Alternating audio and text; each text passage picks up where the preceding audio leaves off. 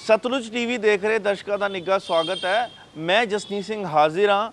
अज programme Sikh इतिहास दीयां झलकां लैके ते अज असी पहुँचे हाँ साउथ दिल्ली स्थित गुरुद्वारा बाला साहिब विखे, जिथे गुरु हरकृष्ण साहिब पातशाह का 8वें जामे गुरु साहिबान का अंतिम संस्कार होया सी ते होर गुरसिखां का भाई मती दास, भाई सती दास जी का भी इत्थे अंगीठा संभालिया गया सी ते नाल ही गुरु दे महल माता सुंदरी जी ते माता साहिब कौर जी का भी अंगीठा ऐसी गुरुद्वारे विच ऐसी स्थान दे विच संभालिया गया सी। यही वो पवित्र स्थान है जिथे गुरु हरकृष्ण साहब पातशाह जी ने दसिया सी अगले गुरु कौन होणगे, जदों उन्होंने बोलिया सी बाबा बकाले। अज तुहानूं असीं इस इतिहासिक स्थान के दर्शन करावांगे ते विस्तार विच इत्थे दे इतिहास बारे जानू करावांगे।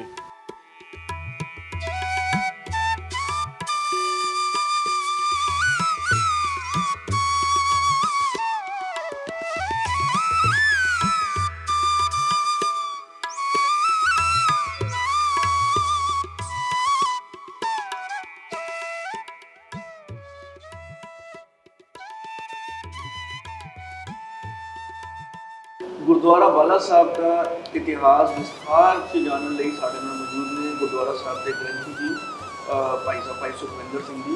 आओ उन्होंने तो जानते हैं गुरुद्वारा का इतिहास। वीर जी वाहिगुरू जी का खालसा वाहिगुरू जी की फतेह।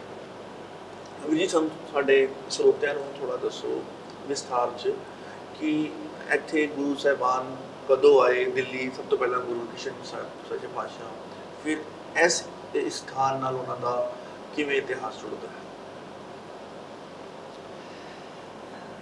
सब तो पहला तो मैं तुहानू ते तुहाडे चैनल नूं वधाई देना चाहांगा कि जिन्हां ने ये उपराला किया है कि गुरुद्वारा बाला साहिब का जिहड़ा इतिहास है वो सिख संगतां नूं पता लग सके।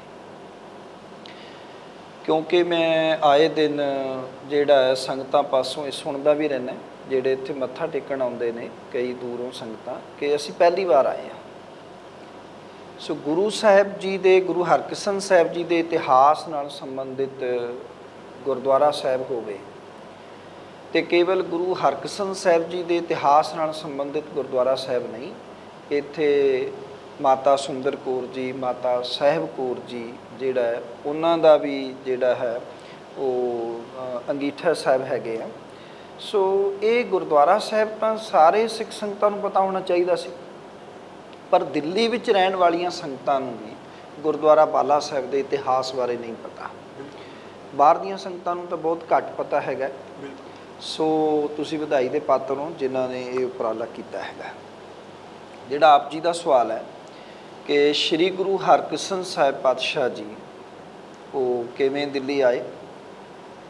श्री गुरु हरकृष्ण साहिब पातशाह जी नूं सद्दा मिलदा है कीरतपुर साहिब जी धरती ते।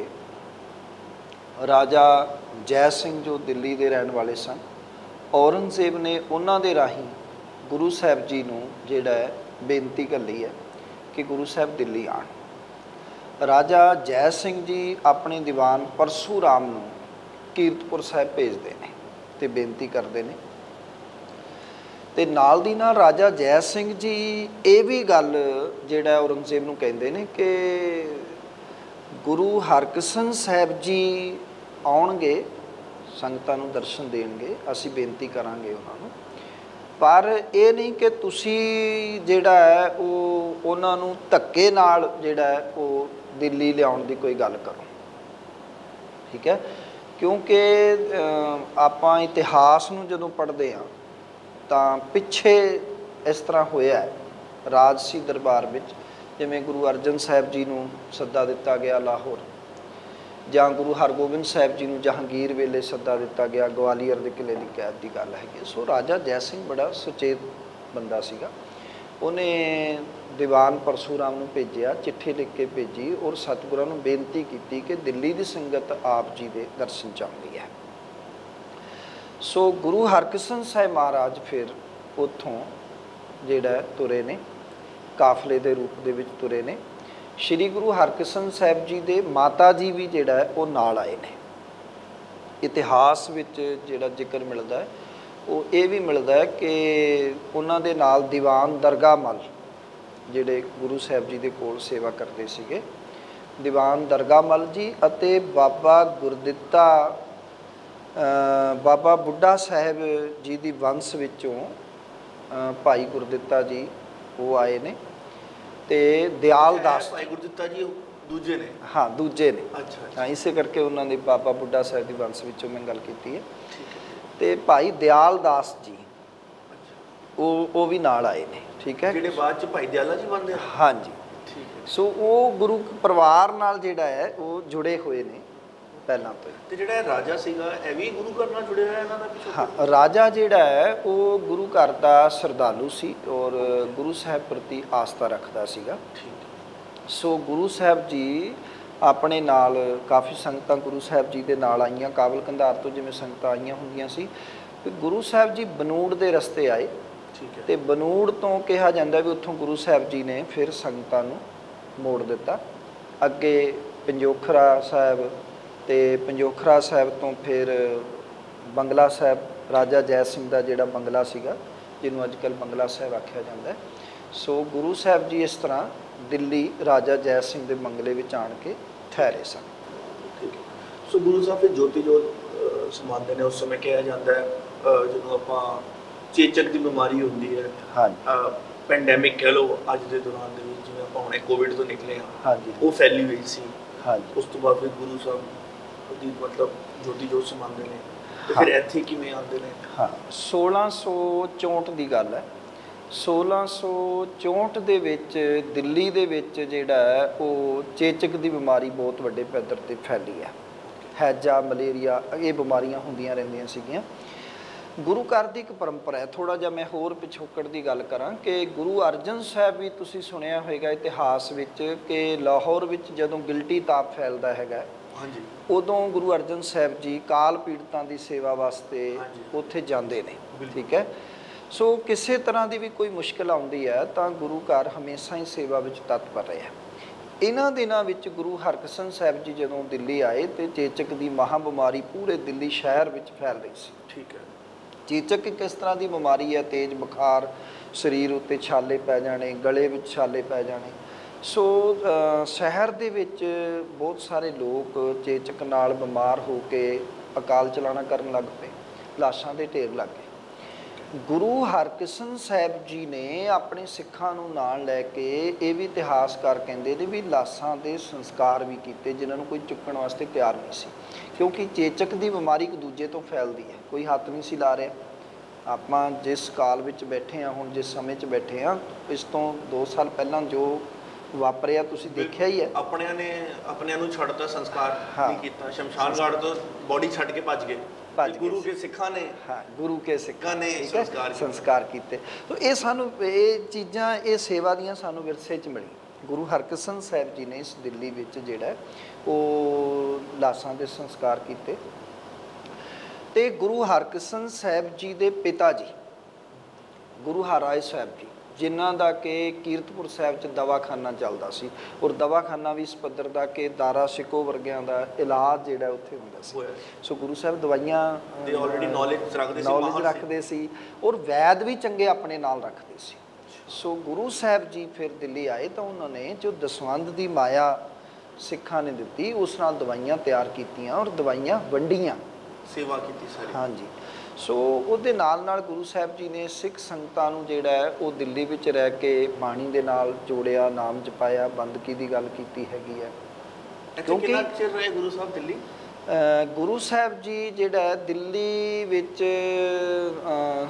ਤਕਰੀਬਨ ਕੋਈ ਇਹ ਤੇ ਨਹੀਂ ਹੈ ਕਿ ਵੀ ਇਸ ਸਨ ਵਿੱਚ ਆਏ ਤੇ ਇਸ ਸਨ ਤੱਕ, ਪਰ ਹਾਂ ਇਹ ਹੈ ਕਿ 6 ਮਹੀਨੇ ਦਾ ਸਮੇਂ ਦਾ ਆਪਾਂ ਕਹਿ ਸਕਦੇ ਹਾਂ। ਠੀਕ ਹੈ, ਜੇ ਆਉਣ ਦਾ ਟਾਈਮ ਹੈਗਾ, ਕਿਉਂਕਿ ਇਹ ਗੱਲ ਤੁਹਾਨੂੰ ਜਨਵਰੀ ਤੋਂ ਤਕਰੀਬਨ ਮਿਲਦੀ ਹੈਗੀ ਹੈ।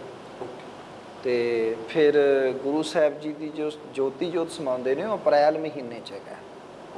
ਬਟ ਹੁਣ ਅੱਛਾ, ਇਹ ਹੁਣ ਡੇਟਾਂ ਬਦਲ ਗਈਆਂ ਨੇ, ਡੇਟਾਂ ਬਦਲ ਗਈਆਂ ਨੇ। ਉਹਦੇ ਹਿਸਾਬ ਨਾਲ ਜਿਹੜਾ ਮੈਂ ਗੱਲ ਕਰ ਰਿਹਾ ਹੈਗਾ। ਸੋ ਗੁਰੂ ਸਾਹਿਬ ਜੀ ਦੀਆਂ ਮੁਲਾਕਾਤਾਂ ਦੇ ਜਿਹੜੇ ਵਕਤ ਨੇ ਉਹ ਜਨਵਰੀ, ਫਰਵਰੀ, ਮਾਰਚ ਵਿੱਚ ਇਹ ਮੁਲਾਕਾਤਾਂ ਦੀ ਗੱਲ ਹੈ। ਵੈਸੇ ਪੁਰਾਤਨ ਡੇਟ ਵਿੱਚ ਗੁਰੂ ਸਾਹਿਬ ਜੀ ਦੀ 30 ਮਾਰਚ 1664 ਦੀ ਜੋਤੀ ਜੋਤ ਦੀ ਡੇਟ ਹੈਗੀ ਹੈ। ਅੱਜ ਕੱਲ੍ਹ ਆਪਾਂ 15 ਅਪ੍ਰੈਲ ਦੇ ਨੇੜੇ ਤੇੜੇ ਗੁਰੂ ਸਾਹਿਬ ਜੀ ਦਾ ਜੋਤੀ ਜੋਤ ਜਿਹੜਾ ਇਸ ਸਥਾਨ 'ਤੇ ਮਨਾਉਂਦੇ ਹੈਗੇ ਆ। ਸੋ ਫਿਰ ਗੁਰੂ ਸਾਹਿਬ ਨੂੰ ਵੀ ਕਹਿੰਦੇ ਚੇਚਕ ਦੀ ਗੁਰੂ ਸਾਹਿਬ ਸੇਵਾ ਕਰਦੇ ਕਰਦੇ ਗੁਰੂ ਸਾਹਿਬ ਨੂੰ ਵੀ ਹਾਂ,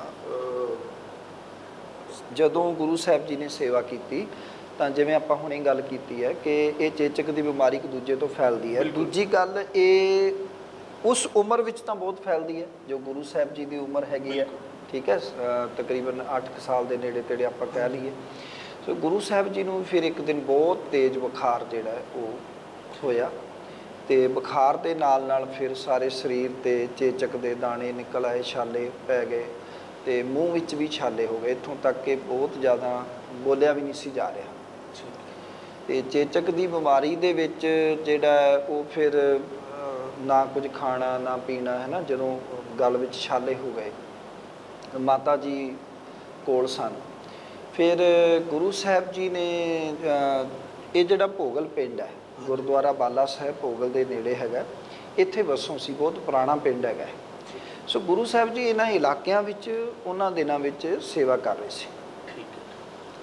ਗੁਰੂ ਸਾਹਿਬ ਜੀ ਨੇ ਫਿਰ ਆਖਿਆ ਕਿ ਵੀ ਸਾਡਾ ਹੁਣ ਅੰਤਿਮ ਸਮਾਂ ਨੇੜੇ ਆ ਗਿਆ ਹੈਗਾ ਅਤੇ ਸਾਨੂੰ ਇੱਕ ਥਾਂ 'ਤੇ ਜਿਹੜਾ ਹੈ ਉਹ ਲੈ ਚੱਲੇ। ਤਾਂ ਗੁਰੂ ਸਾਹਿਬ ਜੀ ਫਿਰ ਭੋਗਲ ਦੇ ਨੇੜੇ ਹੀ ਇੱਥੇ ਤੰਬੂ ਲਾਏ ਗਏ।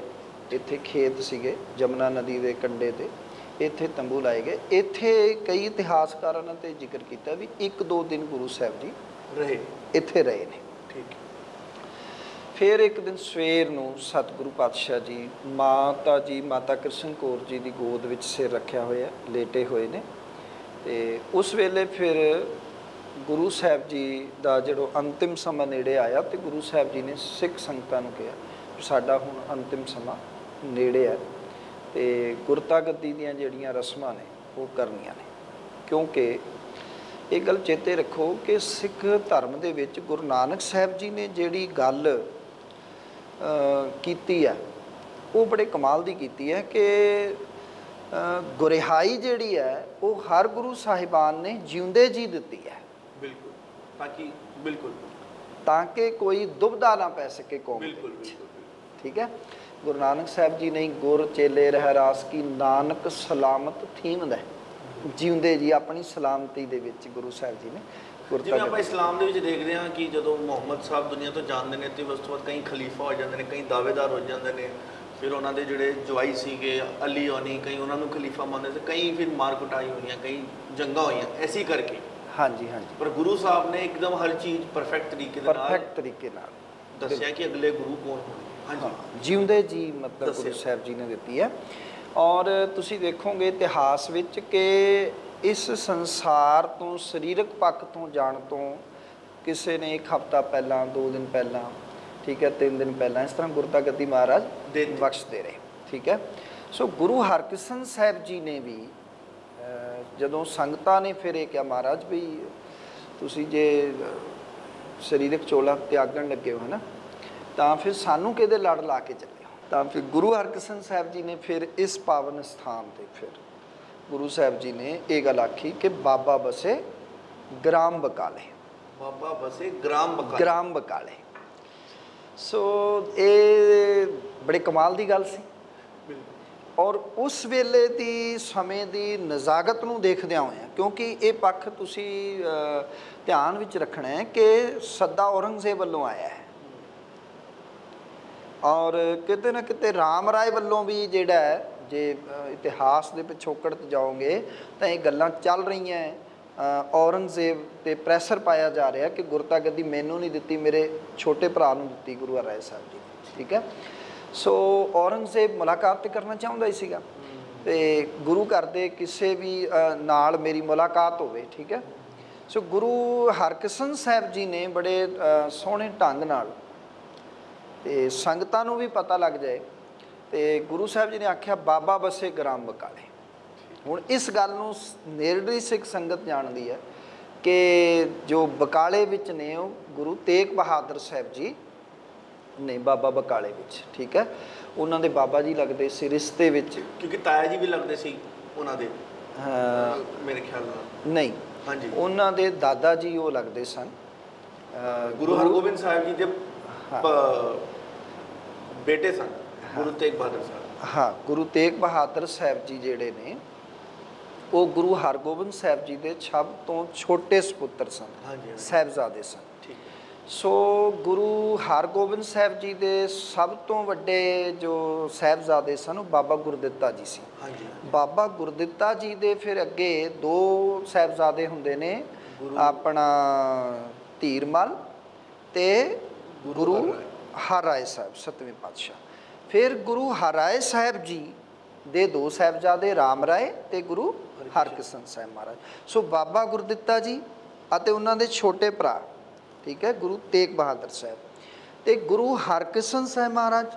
ਹੁਣ ਗੁਰੂ ਹਰਕ੍ਰਿਸ਼ਨ ਸਾਹਿਬ ਦੇ ਪਿਤਾ ਗੁਰੂ ਹਰਿਰਾਏ ਸਾਹਿਬ, ਹਰਿਰਾਏ ਸਾਹਿਬ ਦੇ ਪਿਤਾ ਬਾਬਾ ਗੁਰਦਿੱਤਾ ਜੀ, ਦਾਦਾ ਜੀ। ਸੋ ਦਾਦਾ ਜੀ ਦੇ ਸਭ ਤੋਂ ਛੋਟੇ ਭਰਾ ਦਾਦਾ ਜੀ ਹੀ ਲੱਗੇ, ਤਾਂ ਉਹਨਾਂ ਨੇ ਲਫ਼ਜ਼ ਬਾਬਾ, ਤਾਂ ਉਹਨਾਂ ਨੇ ਬਾਬਾ ਸ਼ਬਦ, ਕਿਉਂਕਿ ਪੰਜਾਬ ਦੇ ਵਿੱਚ ਜਿਹੜਾ ਸ਼ਬਦ ਹੈ ਬਾਬਾ ਉਹ ਦਾਦਾ ਜੀ ਵਾਸਤੇ ਵਰਤਿਆ ਜਾਂਦਾ। ਹਾਂਜੀ, ਬਜ਼ੁਰਗਾਂ ਵਾਸਤੇ, ਬਜ਼ੁਰਗਾਂ ਵਾਸਤੇ ਵਰਤਿਆ ਜਾਂਦਾ। ਠੀਕ ਹੈ। ਸੋ ਇਹ ਰਿਸ਼ਤਾ ਗੁਰੂ ਹਰਕ੍ਰਿਸ਼ਨ ਸਾਹਿਬ ਜੀ ਇਤਿਹਾਸ ਇਹ ਵੀ ਕਹਿੰਦੇ ਨੇ ਕਿ ਜਦੋਂ ਗੁਰੂ ਸਾਹਿਬ ਗੁਰੂ ਨੌਵੇਂ ਪਾਤਸ਼ਾਹ ਜਦੋਂ ਦਿੱਲੀ, ਜਦੋਂ ਗੁਰੂ ਹਰਕ੍ਰਿਸ਼ਨ ਸਾਹਿਬ ਦਿੱਲੀ ਆਏ ਸੀਗੇ ਤੇ ਗੁਰੂ ਤੇਗ ਬਹਾਦਰ ਸਾਹਿਬ ਨਾਲ ਉਹਨਾਂ ਦੇ ਦਰਸ਼ਨ ਹੋਏ ਸੀ, ਮਿਲੇ ਸੀ ਉਹਨਾਂ ਨੂੰ, ਕਿਉਂਕਿ ਉਹ ਪ੍ਰਚਾਰ ਦੌਰੇ ਤੋਂ ਆ ਰਹੇ ਸੀਗੇ, ਤਦ ਉਹਨਾਂ ਨੇ ਮਿਲਣਾ ਹੋਇਆ ਸੀਗਾ। ਹਾਂ, ਇਹ ਸਵਾਲ ਜਿਹੜਾ ਤੁਹਾਡਾ ਹੈ ਇਹ ਬਹੁਤ ਵਧੀਆ ਸਵਾਲ ਹੈ। ਹਾਂਜੀ। ਸੋ ਇਹ ਨਵੀਂ ਖੋਜ ਦੇ ਮੁਤਾਬਕ ਹੈਗਾ। ਹਾਂਜੀ, ਜੋ ਮੈਂ, ਕਿਉਂਕਿ ਮੈਨੂੰ ਇਹ ਲੱਗਦਾ ਕਿਉਂਕਿ ਗੁਰੂ ਸਾਹਿਬ ਦੀ ਜਿਹੜੀ ਦੂਰਅੰਦੇਸ਼ੀ ਉਹ ਬਹੁਤ ਜ਼ਿਆਦਾ, ਕਿਉਂਕਿ ਗੁਰੂ ਸਾਹਿਬ ਦਿੱਲੀ ਆਏ ਹੋਏ ਸੀਗੇ ਤੇ ਉਹ ਪਹਿਲੇ ਤਰੀਕੇ ਦੇ ਨਾਲ ਪਲੈਨਿੰਗ, ਕਿਉਂਕਿ ਗੁਰੂ ਘਰ ਦੇ ਵਿੱਚ ਵਿਦਿਨ ਵੀ ਕਈ ਰਾਮ ਰਾਏ ਜਿਵੇਂ ਤੁਸੀਂ ਦੱਸਿਆ ਉਹ ਸਰਕਾਰੀ ਦਰਬਾਰ ਮਿਲੇ ਹੋਏ ਸੀਗੇ ਤੇ ਗੁਰੂ ਸਾਹਿਬ ਨੇ ਪਹਿਲਾਂ ਹੀ ਸਾਰਾ ਕਿ ਜੇ ਕੋਈ ਇੱਦਾਂ ਦੀ ਗੱਲ ਹੁੰਦੀ ਤੇ ਅੱਗੇ ਤੁਸੀਂ ਸੰਭਾਲੀਏ ਸੇਵਾ। ਇਸ ਪੱਖ ਨੂੰ ਮੈਂ ਖੋਲ ਦਿੰਦਾ, ਥੋੜਾ ਜਿਹਾ ਟਾਈਮ ਲੱਗੇਗਾ। ਜਿਹੜਾ ਸਵਾਲ ਤੁਸੀਂ ਇਹ ਚੱਕਿਆ ਹੈਗਾ ਬਹੁਤ ਵਧੀਆ ਚੱਕਿਆ, ਕਿਉਂਕਿ ਆਮ ਤਾਂ ਇਹ ਪਰੰਪਰਾਗਤ ਹੈ ਕਿ ਗੁਰੂ ਹਰਕ੍ਰਿਸ਼ਨ ਸਾਹਿਬ ਜੀ ਨੇ ਚਲੋ ਆਖਿਆ ਬਾਬਾ ਬਸੇ ਗ੍ਰਾਮ ਬਕਾਲੇ, ਠੀਕ ਹੈ, ਤੇ ਗੁਰੂ ਤੇਗ ਬਹਾਦਰ ਸਾਹਿਬ 9ਵੇਂ ਪਾਤਸ਼ਾਹ ਜਿਹੜੇ ਆਉਣ ਵਾਲੇ ਗੁਰੂ ਸਾਹਿਬ ਉੱਥੇ ਹੋਣਗੇ। ਬਟ ਡਾਕਟਰ ਮਹਿੰਦਰ ਸਿੰਘ ਜੋਸ, ਹਾਂਜੀ, ਮਹਿੰਦਰ ਸਿੰਘ ਜੋਸ ਹੋਣਾ ਨੇ ਗੁਰੂ ਤੇਗ ਬਹਾਦਰ ਸਾਹਿਬ ਜੀ ਦੀ ਜੀਵਨੀ ਲਿਖੀ ਹੈਗੀ ਹੈ, ਠੀਕ ਹੈ, ਔਰ ਉਹਨਾਂ ਨੇ ਜੋ ਹਵਾਲੇ ਦਿੱਤੇ ਨੇ ਉਹ ਭੱਟਵਈਆਂ ਦੇ ਮੁਤਾਬਕ ਹਵਾਲੇ ਦਿੱਤੇ ਨੇ। ਉਹ ਕਹਿੰਦੇ ਨੇ ਕਿ ਡਾਕਟਰ ਹਰਬੰਸ ਸਿੰਘ ਚਾਵਲਾ ਜੀ ਜੋ ਗੁਰੂ ਤੇਗ ਬਹਾਦਰ ਗੁਰੂ ਹਰਕ੍ਰਿਸ਼ਨ ਸਾਹਿਬ ਦੀ ਜੀਵਨੀ ਲਿਖਦੇ ਨੇ, ਦਿੱਲੀ ਸਿੱਖ ਗੁਰਦੁਆਰਾ ਪ੍ਰਬੰਧਕ ਕਮੇਟੀ ਦੇ ਉਹ ਗੁਰੂ ਤੇਗ ਬਹਾਦਰ ਖਾਲਸਾ ਕਾਲਜ ਪ੍ਰੋਫੈਸਰ ਸਨ। ਉਹਨਾਂ ਨੇ ਵੀ ਜ਼ਿਕਰ ਕੀਤਾ ਕਿ ਨਵੀਨ ਸਰੋਤਾਂ ਮੁਤਾਬਕ ਗੁਰੂ ਤੇਗ ਬਹਾਦਰ ਸਾਹਿਬ ਮਹਾਰਾਜ ਜਦੋਂ ਪ੍ਰਚਾਰ ਦੌਰਿਆਂ ਤੇ ਨੇ, ਕਿਉਂਕਿ ਇਹ ਸਾਨੂੰ ਨਹੀਂ ਭੁੱਲਣਾ ਚਾਹੀਦਾ ਕਿ ਉਹ ਗੁਰੂ ਕੇ ਸਾਹਿਬਜ਼ਾਦੇ ਨੇ, ਗੁਰੂ ਹਰਗੋਬਿੰਦ ਸਾਹਿਬ ਜੀ ਦੇ। ਬਿਲਕੁਲ। ਤੇ ਉਹਨਾਂ ਨੇ ਆਪਣੀ ਭਾਵੇਂ ਗੁਰਤਾ ਗੱਦੀ ਉਹਨਾਂ ਕੋਲ ਨਹੀਂ ਹੈ, ਪਰ ਉਹਨਾਂ ਨੇ ਗੁਰੂ ਹਰਗੋਬਿੰਦ ਸਾਹਿਬ ਤੋਂ ਬਾਅਦ ਹੀ 1644 ਵਿੱਚ ਗੁਰੂ ਹਰਗੋਬਿੰਦ ਸਾਹਿਬ ਜੋਤੀ ਜੋਤ ਸਮਾਉਂਦੇ ਨੇ ਕੀਰਤਪੁਰ ਸਾਹਿਬ। ਉਸ ਤੋਂ ਬਾਅਦ ਉਹਨਾਂ ਨੇ ਪ੍ਰਚਾਰ ਦੌਰੇ ਜਿਹੜੇ ਨੇ ਉਹ ਜਾਰੀ ਰੱਖੇ ਐਜ ਏ ਪ੍ਰਚਾਰਕ, ਠੀਕ ਹੈ।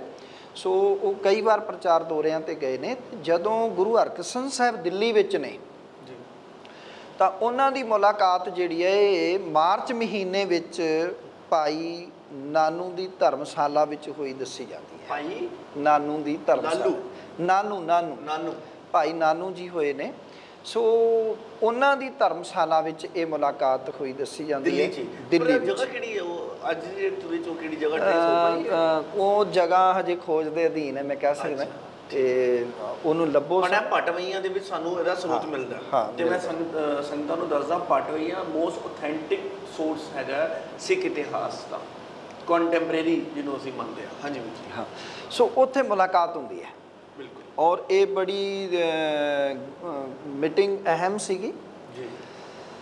ਗੁਰੂ ਹਰਕ੍ਰਿਸ਼ਨ ਸਾਹਿਬ ਮਹਾਰਾਜ ਜੀ ਦੀ ਗੁਰੂ ਤੇਗ ਬਹਾਦਰ ਸਾਹਿਬ ਦੀ ਮੁਲਾਕਾਤ ਹੁੰਦੀ ਹੈ। ਨੇੜਲੇ ਸਿੱਖ ਭਾਈ ਦਰਗਾਹ ਮੱਲ ਨੂੰ ਇਸ ਮੁਲਾਕਾਤ ਦਾ, ਦੀਵਾਨ ਦਰਗਾਹ ਮੱਲ ਨੂੰ ਸਾਰਾ ਪਤਾ ਹੈਗਾ, ਉਹ ਸਾਰੀ ਕਾਰਵਾਈ ਕਰ ਰਹੇ ਨੇ। ਇੱਥੋਂ ਮੁਲਾਕਾਤ ਹੋਣ ਤੋਂ ਬਾਅਦ ਫਿਰ ਗੁਰੂ ਤੇਗ ਬਹਾਦਰ ਸਾਹਿਬ ਮਹਾਰਾਜ ਪੰਜਾਬ ਦੀ ਧਰਤੀ ਨੂੰ ਚੱਲ ਜਾਂਦੇ ਨੇ, ਬਕਾਲੇ ਦੀ ਧਰਤੀ। ਠੀਕ ਹੈ। ਸੋ ਇੱਕ ਤਰੀਕੇ ਨਾਲ ਇਹ ਇਸ ਤਰ੍ਹਾਂ ਦੀ ਮੁਲਾਕਾਤ ਸੀ ਕਿ ਆਉਣ ਵਾਲੇ ਸਮੇਂ ਵਾਸਤੇ ਗੁਰੂ ਹਰਕ੍ਰਿਸ਼ਨ ਸਾਹਿਬ ਜੀ ਨੇ ਇਹ ਦੱਸ ਦਿੱਤਾ ਸੀਗਾ। ਪਰ ਗੁਰਤਾ ਗੱਦੀ ਦੀਆਂ ਰਸਮਾਂ ਉਦੋਂ ਹੀ ਹੁੰਦੀਆਂ ਨੇ ਜਦੋਂ ਗੁਰੂ ਸਾਹਿਬ ਜੀ ਆਖ ਦਿੰਦੇ ਨੇ ਬਾਬਾ ਬਸੇ ਗ੍ਰਾਮ ਬਕਾਲੇ। ਸੋ ਗੁਰੂ ਸਾਹਿਬ ਜੀ ਨੇ ਇਹ ਆਖਿਆ ਤੇ ਤੁਸੀਂ ਦੇਖੋ ਇੱਥੇ ਇੱਕ ਗੱਲ ਹੋਰ ਵੀ ਹੈ, ਮੈਂ ਬੇਨਤੀ ਕਰਦੇ ਹਾਂ ਕਿ ਰਿਸ਼ਤਾ, ਜਿਵੇਂ ਆਪਾਂ ਗੱਲ ਹੁਣੇ ਛੇੜੀ ਹੈ ਰਿਸ਼ਤੇ ਦੀ, ਦਾਦੇ ਤੇ ਪੋਤਰੇ ਦੀ, ਗੁਰੂ ਹਰਕ੍ਰਿਸ਼ਨ ਸਾਹਿਬ ਜੀ ਬੜੀ ਵਿਲੱਖਣ ਸ਼ਖਸੀਅਤ ਹੈ, ਬੜੀ ਪਿਆਰੀ ਸ਼ਖਸੀਅਤ ਆਪਾਂ ਕਹਿ ਸਕਦੇ ਹਾਂ ਕਿ ਦਾਦਾ ਕੋਈ ਵਸਤੂ ਪੋਤਰੇ ਨੂੰ ਦੇਵੇ, ਇਹ ਤੇ ਦੇਖਿਆ, ਪਰ ਪੋਤਰਾ ਦਾਦੇ ਨੂੰ ਦੇ ਰਿਹਾ, ਇਹ ਦੁਨੀਆ 'ਚ ਪਹਿਲੀ ਵਾਰੀ। ਔਰ ਉਹ ਬਖਸ਼ਿਸ਼ ਜੋ ਗੁਰੂ ਨਾਨਕ ਸਾਹਿਬ ਜੀ ਦੀ ਗੁਰਤਾ ਪਾਤਸ਼ਾਹੀ, ਠੀਕ ਹੈ। ਸੋ ਇਹ ਬਹੁਤ ਵੱਡੀ ਗੱਲ ਗੁਰੂ ਹਰਕ੍ਰਿਸ਼ਨ ਸਾਹਿਬ ਮਹਾਰਾਜ ਨੇ ਕੀਤੀ ਹੈ। ਉਸ ਤੋਂ ਬਾਅਦ ਗੁਰੂ ਸਾਹਿਬ ਜੀ ਫਿਰ ਅੰਮ੍ਰਿਤ ਵੇਲੇ ਜਿਹੜਾ ਉਹ ਜੋਤੀ ਜੋਤ ਸਮਾਉਂਦੇ ਨੇ ਇਸ ਪਾਵਨ ਸਥਾਨ 'ਤੇ। ਫਿਰ ਗੁਰੂ ਸਾਹਿਬ ਜੀ ਦੀ ਜਿਹੜੀ ਅੰਗੀਠਾ ਸਾਹਿਬ ਹੈ ਉਹ ਤਿਆਰ ਹੁੰਦਾ ਹੈ, ਅਤੇ ਗੁਰੂ ਸਾਹਿਬ ਜੀ ਦਾ ਫਿਰ ਸੰਸਕਾਰ ਉਹਨਾਂ ਦੇ ਮਾਤਾ ਕਿਰਸ਼ਨ ਕੌਰ ਜੀ ਦੇ ਸਾਹਮਣੇ ਜਿਹੜਾ ਹੈ ਉਹ ਇਸ ਥਾਂ 'ਤੇ ਯਮੁਨਾ ਨਦੀ ਜਿਹੜਾ ਵਗਦੀ ਸੀ। ਆਪ ਜੀ ਅੱਜ ਵੀ ਦੇਖੋਗੇ ਕਿ ਰਿੰਗ ਰੋਡ ਸਾਹਮਣੇ ਗੁਰਦੁਆਰਾ ਬਾਲਾ ਸਾਹਿਬ ਦੇ ਹੈ। ਸੋ ਯਮੁਨਾ ਨਦੀ ਵਗਦੀ ਸੀ, ਇਸ ਕਿਨਾਰੇ 'ਤੇ ਜਿਹੜਾ ਗੁਰੂ ਸਾਹਿਬ ਜੀ ਦਾ ਸੰਸਕਾਰ ਜਿਹੜਾ ਉਹ ਇਸ ਥਾਂ 'ਤੇ ਹੁੰਦਾ ਹੈਗਾ। ਹੁਣ ਆਪਾਂ ਆਉਂਦੇ ਹਾਂ ਗੁਰੂ ਦੇ ਮਹਿਲਾਂ 'ਤੇ। ਗੁਰੂ ਦੇ ਮਹਿਲ, ਉਹਨਾਂ ਦਾ ਅੰਗੀਠਾ ਸਾਹਿਬ ਇੱਥੇ ਕਿਵੇਂ, ਮਤਲਬ ਗੁਰੂ ਹਰਕ੍ਰਿਸ਼ਨ ਸਾਹਿਬ ਮਹਾਰਾਜ ਜੀ ਦਾ ਅੰਗੀਠਾ ਸਾਹਿਬ ਜਿਹੜਾ ਉਹ ਇਸ ਥਾਂ 'ਤੇ ਸੀ ਕਿ ਵੀ ਗੁਰੂ ਸਾਹਿਬ ਜੀ ਦਾ ਇੱਥੇ ਸੰਸਕਾਰ ਹੋਇਆ। ਉਸ ਤੋਂ ਬਾਅਦ ਗੁਰੂ ਗੋਬਿੰਦ ਸਿੰਘ ਜੀ ਦੇ ਮਹਿਲ ਮਾਤਾ ਸੁੰਦਰ ਕੌਰ ਜੀ ਅਤੇ ਮਾਤਾ ਸਾਹਿਬ ਕੌਰ ਜੀ, ਜਿਨ੍ਹਾਂ ਨੂੰ ਖਾਲਸੇ ਦੀ ਮਾਤਾ ਇਤਿਹਾਸ ਵਿੱਚ ਕਿਹਾ ਜਾਂਦਾ ਹੈ। ਸੋ ਦੋਵੇਂ ਮਾਤਾਵਾਂ ਦਾ ਜਿਹੜਾ ਸੰਸਕਾਰ ਵੀ ਇਸੇ ਪਾਵਨ ਥਾਂ 'ਤੇ ਹੋਇਆ ਹੈਗਾ, ਯਮੁਨਾ ਨਦੀ ਦੇ ਕੰਢੇ 'ਤੇ। ਮਾਤਾ ਸਾਹਿਬ ਕੌਰ ਜੀ ਦਾ ਜਿਹੜਾ ਸੰਸਕਾਰ ਹੁੰਦਾ ਹੈ ਉਹ ਇਤਿਹਾਸਕ ਥੋੜ੍ਹਾ ਡੇਟਾਂ ਦਾ ਫਰਕ ਹੋ ਸਕਦਾ ਹੈ, ਪਰ ਜੋ ਆਮ ਕਰਕੇ ਲਿਖੀਆਂ ਮਿਲਦੀਆਂ ਉਹ ਮਾਤਾ ਸਾਹਿਬ ਕੌਰ ਦਾ ਜ਼ਿਕਰ ਤਾਂ 1731 ਦਾ ਹੈਗਾ, ਅਤੇ ਮਾਤਾ ਸੁੰਦਰ ਕੌਰ ਦਾ ਤਕਰੀਬਨ ਸਾਰਿਆਂ ਨੇ ਇਤਿਹਾਸਕਾਰਾਂ ਨੇ ਜਿਹੜਾ ਉਹ 1747 ਦਾ ਜ਼ਿਕਰ ਕੀਤਾ ਹੈਗਾ। ਤੇ ਮਾਤਾ ਸੁੰਦਰੀ ਜੀ ਦਾ 1730? ਨਹੀਂ, ਮਾਤਾ ਸਾਹਿਬ ਕੌਰ ਜੀ ਦਾ 1731। ਅੱਛਾ। ਤੇ ਮਾਤਾ ਸੁੰਦਰ ਕੌਰ ਜੀ ਦਾ ਉਹ 1747। ਠੀਕ। ਉਹ ਕੁਝ ਸਮੇਂ ਬਾਅਦ ਜਿਹੜਾ ਜੋਤੀ ਜੋਤ ਸਮਾਉਂਦੇ ਨੇ। ਠੀਕ ਹੈ। ਉਹਨਾਂ ਦਾ ਇਸ ਸਥਾਨ 'ਤੇ ਤੇ ਉਹ ਇੱਥੇ ਦਿੱਲੀ ਕਿੰਨੇ ਸਮੇਂ ਤੋਂ ਇੱਥੇ ਰਹਿ ਰਹੇ ਸੀਗੇ, ਤੇ ਉਸ ਸਮੇਂ ਉਹਨਾਂ ਦਾ ਮਤਲਬ ਕੀ ਕਾਰਗੁਜ਼ਾਰੀ ਚੱਲ ਰਹੀ ਸੀ ਸਿੱਖ ਪੰਥ ਦੇ ਵਿੱਚ, ਥੋੜਾ ਉਹ ਵੀ ਦੱਸੋ। ਉਹਨਾਂ ਦਾ ਦਿੱਲੀ ਆਉਣਾ ਕਿਵੇਂ ਸਬਬ ਬਣਿਆ? ਅਸਲ ਵਿੱਚ ਕਿ ਦੋਵੇਂ ਮਾਤਾਵਾਂ ਜਦੋਂ 1704 ਵਿੱਚ ਆਨੰਦਪੁਰ ਸਾਹਿਬ ਦਾ ਕਿਲ੍ਹਾ ਗੁਰੂ ਸਾਹਿਬ ਖਾਲੀ ਕਰਦੇ ਨੇ, ਉਸ ਵੇਲੇ ਫਿਰ ਗੁਰੂ ਸਾਹਿਬ ਜੀ ਪੂਰੀ ਪਲਾਨਿੰਗ ਕਰਦੇ ਨੇ, ਆਨੰਦਪੁਰ ਸਾਹਿਬ ਦਾ ਕਿਲ੍ਹਾ ਛੱਡਦੇ ਨੇ ਜਦੋਂ 19 ਤੇ 20 ਦਸੰਬਰ 1704। ਉਦੋਂ ਗੁਰੂ ਸਾਹਿਬ ਜੀ ਜਦੋਂ ਆਨੰਦਪੁਰ ਸਾਹਿਬ ਦੇ ਕਿਲ੍ਹੇ ਨੂੰ ਛੱਡਦੇ ਨੇ ਤਾਂ ਕਾਫਲਿਆਂ ਦੇ ਰੂਪ ਵਿੱਚ ਸਭ ਦੀ, ਭਾਈ ਬਚਿੱਤਰ ਸਿੰਘ, ਭਾਈ ਉਦੈ ਸਿੰਘ, ਸਾਹਿਬਜ਼ਾਦਾ ਅਜੀਤ ਸਿੰਘ, ਸਾਹਿਬਜ਼ਾਦਾ ਜੁਝਾਰ ਸਿੰਘ, ਠੀਕ ਹੈ, ਗੁਰੂ ਗੋਬਿੰਦ ਸਿੰਘ ਆਪ, ਭਾਈ ਧਰਮ ਸਿੰਘ, ਭਾਈ ਦਇਆ ਸਿੰਘ ਜੀ, ਠੀਕ ਹੈ, ਭਾਈ ਸਾਹਿਬ ਸਿੰਘ ਜੀ, ਭਾਈ ਮੋਹਕਮ, ਸਭ ਦੇ ਕਾਫਲੇ ਬਣਦੇ ਨੇ, ਸਭ ਦੀਆਂ ਸੇਵਾਵਾਂ ਲੱਗਦੀਆਂ। ਸੋ ਜਿਸ ਕਾਫਲੇ ਵਿੱਚ ਮਾਤਾਵਾਂ ਨੇ, ਮਾਤਾ ਸੁੰਦਰ ਕੌਰ ਜੀ, ਮਾਤਾ ਸਾਹਿਬ ਕੌਰ ਜੀ, ਉਹਨਾਂ ਦੀ ਜ਼ਿੰਮੇਵਾਰੀ ਦੇਖ ਰੇਖ ਜਿਹੜੀ ਹੈ ਉਹ ਭਾਈ ਮਨੀ ਸਿੰਘ ਜੀ ਦੀ ਲੱਗਦੀ ਹੈ। ਜਦੋਂ ਗੁਰੂ ਸਾਹਿਬ ਜੀ ਸਰਸਾ 'ਤੇ ਆਉਂਦੇ ਨੇ, ਜੰਗ ਹੁੰਦੀ ਹੈ, ਅਤੇ ਉੱਥੋਂ ਫਿਰ ਗੁਰੂ ਸਾਹਿਬ ਜੀ ਦਾ ਪਰਿਵਾਰ ਜਿਹੜਾ ਹੈ ਉਹ 3 ਹਿੱਸਿਆਂ ਵਿੱਚ ਵੰਡਿਆ ਜਾਂਦਾ ਹੈ। ਮਾਤਾ ਗੁਜਰੀ ਦੇ ਨਾਲ ਛੋਟੇ ਸਾਹਿਬਜ਼ਾਦੇ, ਠੀਕ ਹੈ, ਸੇਹੜੀ ਪਿੰਡ ਜਾਂਦੇ ਨੇ। ਗੁਰੂ ਸਾਹਿਬ ਜੀ ਦੇ ਨਾਲ ਵੱਡੇ ਸਾਹਿਬਜ਼ਾਦੇ ਚਮਕੌਰ ਸਾਹਿਬ, ਅਤੇ ਫਿਰ ਦਿੱਲੀ ਦੇ ਰਸਤੇ ਭਾਈ ਮਨੀ ਸਿੰਘ ਜੀ ਜਿਹੜਾ ਉਹ ਮਾਤਾਵਾਂ ਨੂੰ ਲੈ ਕੇ ਆਉਂਦੇ ਨੇ। ਠੀਕ ਹੈ, ਭਾਈ ਮਨੀ ਸਿੰਘ ਜੀ।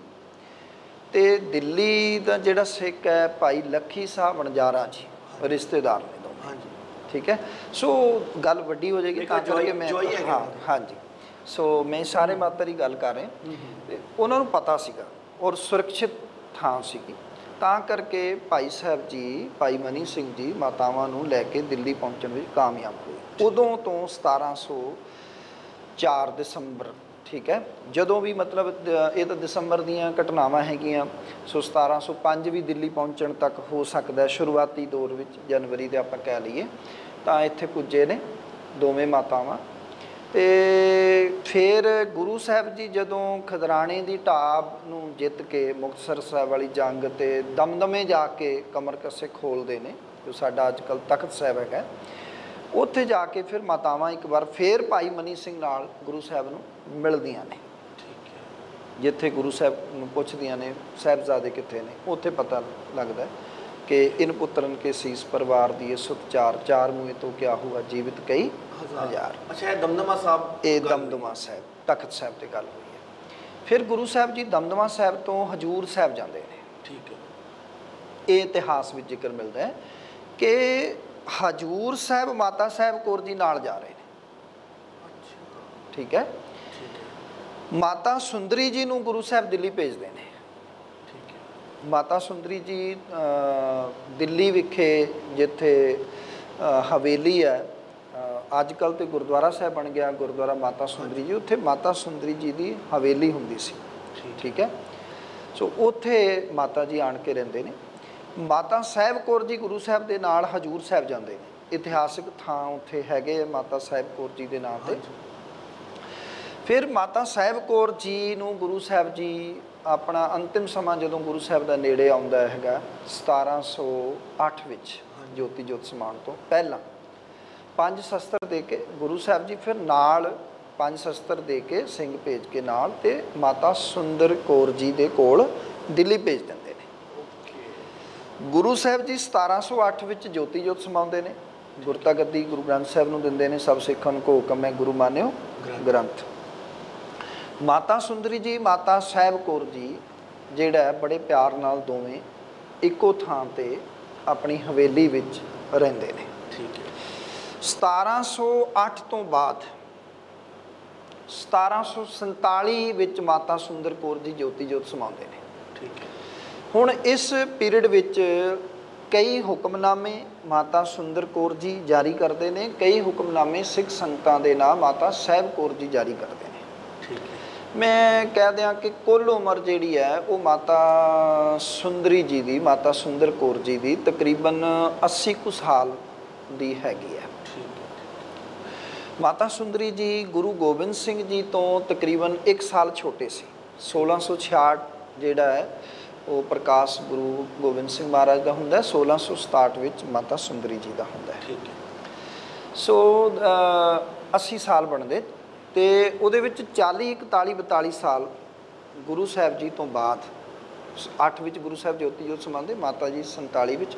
ਤਾਂ ਸਿੱਖ ਪੰਥ ਦੀ ਅਗਵਾਈ ਕਰਦੀ ਹੈ ਮਾਤਾ ਸੁੰਦਰੀ ਜੀ। ਉਹ ਮਾਤਾ ਜੀ ਨੇ ਜਿਹੜਾ ਹੈ ਉਹ ਦਿੱਲੀ ਵਿੱਚ ਰਹਿ ਕੇ ਤਕਰੀਬਨ 40 42 ਸਾਲ ਖਾਲਸਾ ਪੰਥ ਦੀ ਅਗਵਾਈ ਕੀਤੀ। ਬਹੁਤ ਸਾਰੇ ਕਾਰਜ ਜਿਹੜੇ ਨੇ ਉਹ ਸਾਰੂ ਰੂਪ ਵਿੱਚ ਕੀਤੇ। ਠੀਕ ਹੈ। ਮੈਂ ਕਹਿ ਲਵਾਂ ਕੌਮ ਨੂੰ ਸੰਗਠਿਤ ਕਰਨ ਦਾ ਇੱਕ ਤਰੀਕੇ ਨਾਲ ਕਾਰਜ ਕੀਤਾ ਹੈਗਾ, ਕੰਮ ਕੀਤਾ ਹੈਗਾ। ਮਤਲਬ ਉਸ ਸਮੇਂ ਸਿੱਖਾਂ 'ਤੇ ਬਹੁਤ ਜ਼ਿਆਦਾ ਮੁਗਲ ਸ਼ਾਸਨ ਵੱਲੋਂ ਜ਼ੁਲਮ ਕੀਤਾ ਜਾ ਰਿਹਾ ਸੀਗਾ। ਸਿੱਖਾਂ ਦੇ ਵਿੱਚ ਆਪਸ ਦੇ ਵਿੱਚ ਵੀ ਕਿਤੇ ਜੇ ਕੋਈ ਗੱਲ ਹੋ ਜਾਂਦੀ ਸੀਗੀ, ਕੋਈ ਇੱਦਾਂ ਦਾ ਹੋ ਜਾਂਦਾ ਸੀਗਾ ਕਿ ਮਤਭੇਦ ਹੋ ਜਾਂਦੇ ਸੀਗੇ, ਅਤੇ ਉਹਦੇ ਵਿੱਚ ਵੀ ਮਾਤਾ ਜੀ ਉਹਨਾਂ ਨੂੰ ਇੱਕ ਕਰਕੇ ਕੌਮ ਦੀ ਅਗਵਾਈ ਕਰਦੇ ਸੀ ਤਾਂ ਕਿ ਕੌਮ ਵਿੱਚ ਕੋਈ ਵੰਡੀ ਨਾ ਪਵੇ, ਅਤੇ ਕੌਮ ਨੂੰ ਇਕਜੁੱਟ ਕਰਕੇ ਕੌਮ ਦੀ ਅਗਵਾਈ ਮਾਤਾ ਜੀ ਨੇ ਤਕਰੀਬਨ 1747 ਤੱਕ ਮਾਤਾ ਜੀ ਨੇ ਕੀਤੀ। ਸੋ ਅੱਜ ਕੱਲ੍ਹ ਇਤਿਹਾਸ ਵਿੱਚ ਇਹ ਵੀ ਪਤਾ ਚੱਲਦਾ ਕਿ ਭਾਈ ਮਤੀ ਦਾਸ, ਭਾਈ ਸਤੀ ਦਾਸ, ਭਾਈ ਦਿਆਲਾ ਜੀ ਦਾ ਵੀ ਅੰਗੀਠਾ ਇੱਥੇ ਸਾਂਭਿਆ ਗਿਆ ਸੀਗਾ। ਹਾਂ, ਉਹਦੇ ਕਿ ਸਾਨੂੰ ਸਰੋਤ ਮਿਲਦੇ। ਸੋ ਮੈਂ ਜਿਹੜਾ ਹਵਾਲੇ ਨਾਲ ਗੱਲ ਕਰਾਂਗਾ। ਹਾਂਜੀ। ਔਰ ਇਹ ਜਿਹੜੀ ਕਿਤਾਬ ਹੈਗੀ ਹੈ ਗੁਰੂ ਤੇਗ ਬਹਾਦਰ ਸਾਹਿਬ ਜੀ ਦਾ ਸੀਸ ਦਿੱਲੀ ਤੋਂ ਅਨੰਦਪੁਰ ਸਾਹਿਬ ਕਿਵੇਂ ਪਹੁੰਚਿਆ। ਡਾਕਟਰ ਹਰਬੰਸ ਸਿੰਘ ਇਹ ਗੁਰੂ ਤੇਗ ਬਹਾਦਰ ਖਾਲਸਾ ਕਾਲਜ ਦਿੱਲੀ ਯੂਨੀਵਰਸਿਟੀ ਦੇ ਇਤਿਹਾਸਕਾਰ ਹੋਏ ਨੇ। ਸੋ ਇਹਨਾਂ ਨੇ ਵੀ ਇਹਦੇ ਵਿੱਚ ਜ਼ਿਕਰ ਕੀਤਾ ਹੈ। ਔਰ ਤੁਸੀਂ ਬੜਾ ਵਧੀਆ ਪੁਆਇੰਟ ਜਿਹੜਾ ਇਹ ਚੁੱਕਿਆ ਹੈਗਾ ਕਿ ਗੁਰੂ ਤੇਗ ਬਹਾਦਰ ਸਾਹਿਬ ਜੀ ਦੇ ਨਾਲ ਜਿਹੜੇ ਸਿੰਘ ਆਏ, ਭਾਈ ਮਤੀ ਦਾਸ ਜੀ, ਭਾਈ ਸਤੀ ਦਾਸ ਜੀ, ਭਾਈ ਦਿਆਲਾ ਜੀ, ਉਹਨਾਂ ਦੇ ਸੰਸਕਾਰ ਕਿਸ ਸਥਾਨ 'ਤੇ ਹੋਏ। ਡਾਕਟਰ ਹਰਬੰਸ ਸਿੰਘ ਜੀ ਇਹ ਜ਼ਿਕਰ ਕਰਦੇ ਨੇ ਕਿ 2 ਦਿਨ ਉਹਨਾਂ ਦੇ ਜਿਹੜੇ ਸਰੀਰ ਨੇ ਉਹ ਉੱਥੇ ਪਏ ਰਹੇ ਚਾਂਦਨੀ ਚੌਕ ਵਿੱਚ। ਤਿੰਨਾਂ ਸਿੱਖਾਂ ਦੇ ਜਾਂ ਸਿਰਫ ਭਾਈ ਮਤੀ ਦਾਸ, ਭਾਈ ਸਤੀ ਦਾਸ ਜੀ ਦੇ? ਤਿੰਨਾਂ ਸਿੱਖਾਂ ਦੇ। ਕਿਉਂਕਿ ਦੇਖੋ ਗੱਲ ਇਹ ਹੈ ਕਿ ਭਾਈ ਮਤੀ ਦਾਸ ਨੂੰ ਤਾਰੇ ਨਾਲ ਦੁਫਾੜ ਕਰ ਦਿੱਤਾ ਗਿਆ। ਭਾਈ ਦਿਆਲਾ ਜੀ ਨੂੰ ਬਲਦੀ ਦੇਗ 'ਚ ਉਬਾਲ ਦਿੱਤਾ ਗਿਆ। ਸਰੀਰ ਉੱਤੇ ਚਮੜੀ ਤੇ ਹੈ ਨਹੀਂ ਸੀ। ਭਾਈ ਸਤੀਦਾਸ ਨੂੰ ਰੂਹ ਵਿੱਚ ਸਾੜਿਆ ਗਿਆ ਸੀਗਾ, ਤੋ ਉਹਨਾਂ ਦੀ ਵੀ ਚਮੜੀ ਜਿਹੜੀ ਹੈ ਉਹ ਜਿਹੜਾ ਨਹੀਂ ਸੀਗੀ ਸਰੀਰ ਉੱਤੇ। ਸੋ ਜਿਸ ਅਵਸਥਾ ਵਿੱਚ ਵੀ ਆਪਾਂ ਕਹਿ ਸਕਦੇ ਹਾਂ ਉੱਥੇ ਸੋ ਉਸ ਸਮੇਂ ਜਿਹੜੇ ਉਸ ਸਮੇਂ ਲੋਕਲ ਜਿਹੜੇ ਸਿੱਖ ਸੀਗੇ ਉਹਨਾਂ ਨੇ ਜਿਵੇਂ ਨਾ ਤਿਵੇਂ ਕਰਕੇ 2 ਦਿਨ ਬਾਅਦ ਔਰ ਇਹ ਗੱਲ ਡਾਕਟਰ ਸਾਹਿਬ ਜੀ ਨੇ, ਹਰਬੰਸ ਸਿੰਘ ਉਹਨਾਂ ਨੇ ਵੀ ਡਾਕਟਰ ਹਰੀਰਾਮ ਗੁਪਤਾ ਦੇ ਹਵਾਲੇ ਨਾਲ ਲਿਖੀ ਹੈ। ਡਾਕਟਰ ਹਰੀਰਾਮ ਗੁਪਤਾ ਵੀ ਪ੍ਰਸਿੱਧ ਇਤਿਹਾਸਕਾਰ, ਉਹ ਵੀ ਇਹ ਮੰਨਦੇ ਨੇ ਕਿ ਇਹਨਾਂ ਦੇ ਸੰਸਕਾਰ ਫਿਰ ਉਸੇ ਸਥਾਨ ਤੇ ਜਿੱਥੇ ਗੁਰੂ ਹਰਕ੍ਰਿਸ਼ਨ ਸਾਹਿਬ ਜੀ ਦਾ ਜਮਨਾ ਨਦੀ ਦੇ ਕਿਨਾਰੇ ਸੰਸਕਾਰ ਹੋਇਆ ਔਰ ਮਾਤਾਵਾਂ ਦਾ ਸੰਸਕਾਰ ਹੋਇਆ, ਉਹਨਾਂ ਦੇ ਅੰਗੀਠੇ ਦੇ ਲਾਗੇ ਇਹਨਾਂ ਦੇ ਸੰਸਕਾਰ ਕੀਤੇ ਗਏ। ਠੀਕ ਹੈ। ਸੋ ਆਪਾਂ ਕਹਿ ਸਕਦੇ ਹਾਂ ਕਿ ਗੁਰਦੁਆਰਾ ਬਾਲਾ ਸਾਹਿਬ ਕੇਵਲ 3 ਜਿਹੜਾ ਹੈ ਉਹ ਇਹ ਨਹੀਂ ਕਿ ਵੀ 3 ਮਹਾਂਪੁਰਖਾਂ ਦੇ ਆਪਾਂ ਕਹਿ ਲਈਏ ਵੀ ਸੰਸਕਾਰ ਹੋਏ ਨੇ, ਇੱਥੇ ਜਿਹੜਾ ਹੈ ਗੁਰੂ ਕੇ 3 ਸਿੱਖਾਂ ਦੇ ਵੀ ਸੰਸਕਾਰ ਹੋਏ ਨੇ। ਸੋ ਦਿੱਲੀ ਦੇ ਵਿੱਚ ਇਹ ਪੂਰੀ ਦੁਨੀਆ ਦੇ ਵਿੱਚ ਇੱਕ ਵਾਹਿਦ ਗੁਰਦੁਆਰਾ ਹੈ ਜਿੱਥੇ ਇੰਨੇ मतलब गुरु साहिबान, गुरु के सिख, गुरु के महल, जितने सारे दे अंगीठे सांभे गए सी। सो ਇਹ ਸਨ ਸਾਡੇ ਨਾਲ ਭਾਈ ਸੁਖਵਿੰਦਰ ਸਿੰਘ ਜੀ, ਜਿਨ੍ਹਾਂ ਨੇ ਸਾਨੂੰ ਬਹੁਤ ਵਿਸਥਾਰ ਨਾਲ ਇਸ ਮੁਕੱਦਸ ਸਥਾਨ ਦੇ ਇਤਿਹਾਸ ਬਾਰੇ ਜਾਣੂ ਕਰਾਇਆ। ਤੁਹਾਨੂੰ ਇਹ ਸਾਡਾ ਪ੍ਰੋਗਰਾਮ ਕਿਵੇਂ ਦਾ ਲੱਗਿਆ ਕਮੈਂਟਸ ਮਿਲ ਰਹੇ ਜ਼ਰੂਰ ਦੱਸਿਓ। ਅਸੀਂ ਬੇਨਤੀ ਕਰਾਂਗੇ ਸੰਗਤਾਂ ਨੂੰ, ਦੇਸ਼ ਵਿਦੇਸ਼ ਦੀਆਂ ਸੰਗਤਾਂ ਨੂੰ, ਜਦ ਵੀ ਉਹ ਦਿੱਲੀ ਆਉਣ ਇਸ ਮੁਕੱਦਸ ਸਥਾਨ ਜ਼ਰੂਰ ਦਰਸ਼ਨ ਕਰਨ। ਜਿਵੇਂ ਉਹ ਬੰਗਲਾ ਸਾਹਿਬ, ਰਕਾਬਗੰਜ ਸਾਹਿਬ, ਸੀਸਗੰਜ ਸਾਹਿਬ ਆਉਂਦੇ ਨੇ, ਇਸ ਗੁਰਦੁਆਰਾ ਸਥਾਨ ਦੇ ਵਿੱਚ ਵੀ ਆਉਣ ਅਤੇ ਆਪਣੇ ਆਉਣ ਵਾਲੀ ਪਨੀਰੀ ਨੂੰ ਇਸ ਇਤਿਹਾਸ ਨਾਲ ਜੋੜਨ।